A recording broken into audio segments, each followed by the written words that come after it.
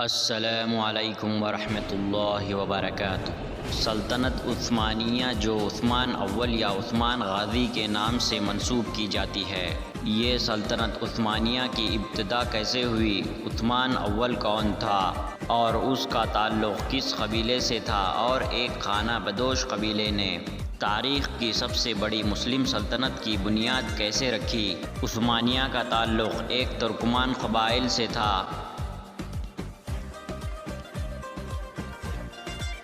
جو 13ویں صدی میں کورستان میں آباد تھا، اور یہ لوگ پیشے سے چرواہے تھے۔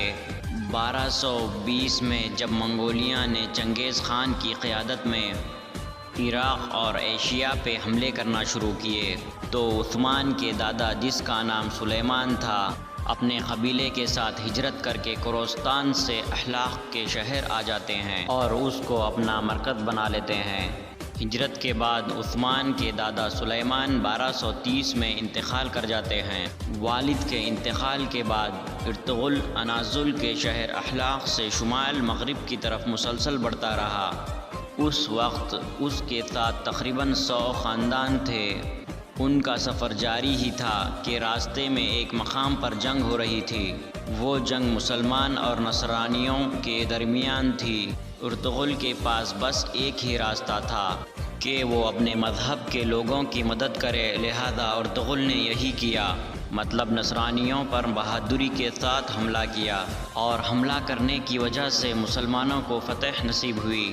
جنگ کے اختتام پر مسلمان لشکر کے سپہ سالار نے ارطغرل کو اس کے دستے کی تحسین کی اور انہیں رومی سرحدوں کے پڑوس میں، مطلب اناضول کے مغرب سرحدوں میں ایک جاگیر عطا کی۔ اس طرح وہ ان کو موقع دیا گیا کہ وہ روم کی طرف پیش قدمی کریں۔